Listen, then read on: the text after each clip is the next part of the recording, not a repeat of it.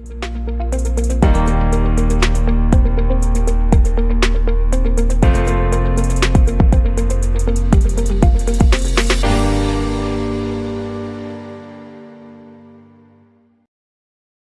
Sobat JKN, kembali lagi bersama kami di Obrolin JKN, obrolan ringan inspirasi sehat bersama kantor cabang Palu.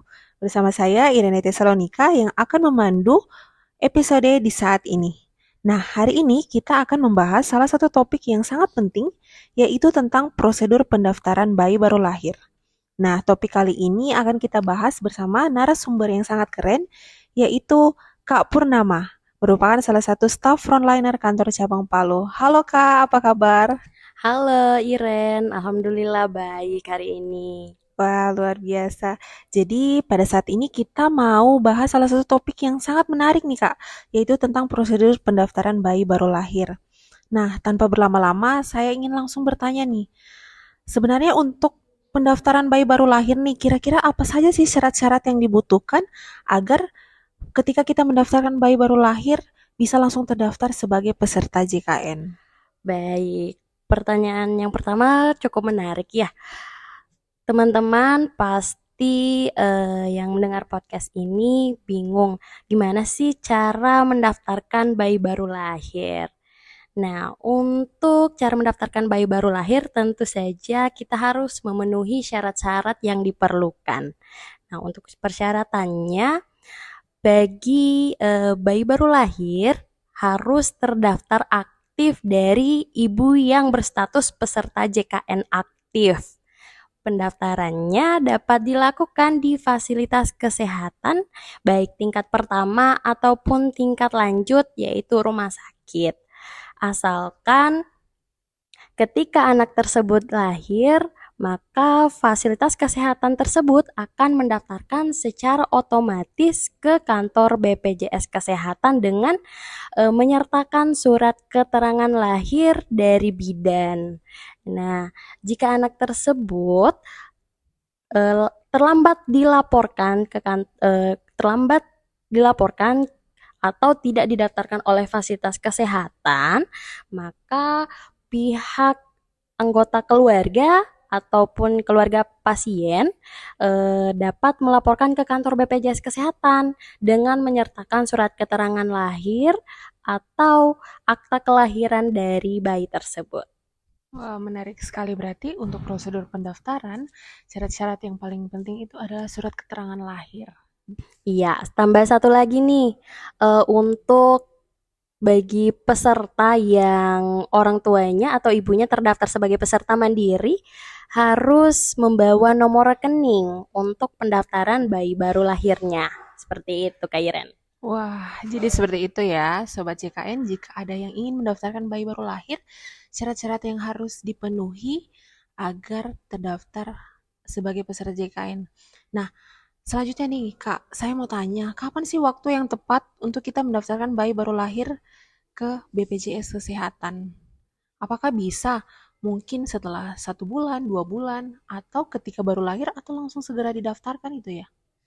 Nah, untuk waktu idealnya kapan pendaftaran bayi baru lahir dilakukan? Dalam Perpres atau Peraturan Presiden nomor 82 tahun 2018 menerangkan bahwa pendaftaran bayi baru lahir maksimal dilakukan paling lambat 28 hari sejak bayi tersebut dilahirkan. Nah, waktu idealnya itu berarti sebelum 28 hari anak tersebut atau bayi tersebut harus didaftarkan. Kalau misalnya didaftarkan di fasilitas kesehatan, maka otomatis ketika bayi tersebut dilahirkan, maka fasilitas kesehatan akan langsung mendaftarkan bayi tersebut untuk masuk dalam kepesertaan program jaminan kesehatan. Namun, jika bayi tersebut belum terdaftar, maka seperti yang saya jelaskan sebelumnya, harus dilaporkan ke kantor BPJS Kesehatan dengan membawa surat keterangan lahir atau akta kelahiran dari bayi tersebut. Jika bayi tersebut lewat dari 28 hari belum dilaporkan ke BPJS Kesehatan.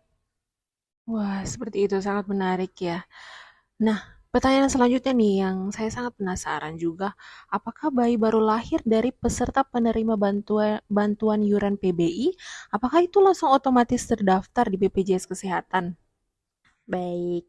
Nah, untuk pertanyaan tersebut harus dipastikan terlebih dahulu kepesertaan dari ibu si bayi harus aktif dulu sebagai bantuan pemerintah, baik bantuan pemerintah daerah yang disebut dengan PBI APD PBI APBD ataupun pemerintah pusat yang kita sebut dengan PBI APBN. Nah, harus dipastikan dulu status kepesertaan ibunya aktif sebagai peserta JKN KIS, maka secara otomatis anak tersebut atau bayi tersebut akan didaftarkan ke bantuan pemerintah. Yang penting sesuai regulasi, yaitu harus didaftarkan oleh fasilitas kesehatan. Jika tidak didaftarkan oleh fasilitas kesehatan, maka dapat melapor ke kantor BPJS Kesehatan paling lambat usia anak tersebut sebelum 28 hari. Atau bisa juga jika dari 28 hari itu pendataan kembali ke Dinsos. Jadi anaknya masuk dalam kartu keluarga dulu, terus keluarga harus melakukan pendataan kembali ke Dinsos agar anaknya masuk dalam data DTKS. Nah, ketika masuk dalam data DTKS, nanti dari Dinsos yang akan mengajukan untuk pendaftaran bayi baru lahirnya seperti itu. Wah, sangat menarik. Berarti untuk pendaftaran bayi baru lahir ini intinya ibunya kepesertaannya dipastikan dulu nih aktif atau enggak ya?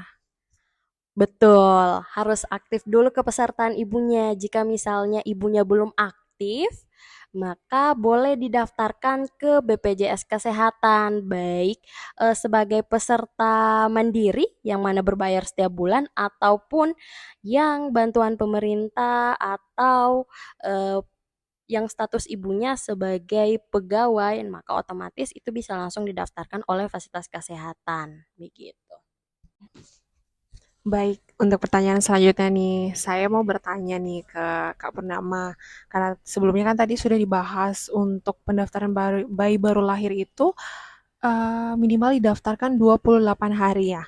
Nah, bagaimana nih kalau misalnya ada bayi yang terlambat didaftarkan? Misalnya usianya udah setahun, 2 tahun, terus belum didaftarkan. Apa konsekuensinya? Apakah terkena denda atau seperti apa ya, Kak?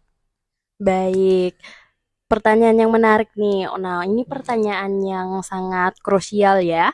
Nah, teman-teman, dalam peraturan Presiden 82 tahun 2018, ketika anak tersebut yang lahir di bulan Desember, tepat di tanggal 16 Desember tahun 2018, sampai di tahun sekarang, apabila lambat dilaporkan ke kantor BPJS Kesehatan, misalnya anak tersebut usianya sudah 3 tahun nih, atau 3 bulan lebih, yang ibunya terdaftar sebagai peserta PBPU Mandiri aktif. Maka, anak tersebut jika lewat dari 28 hari tidak dilaporkan, akan diberlakukan masa denda pelayanan rawat inap di rumah sakit dalam waktu 45 hari ke depan sejak dibayarkan iurannya. Begitu. Jadi harus teman-teman perhatikan. Jadi untuk ibu-ibu ya, ibu-ibu hamil diusahakan tepat waktu untuk mendaftarkan anaknya. Tidak boleh lewat dari 28 hari. Jika lewat, maka masa denda pelayanan 45 hari akan diberlakukan.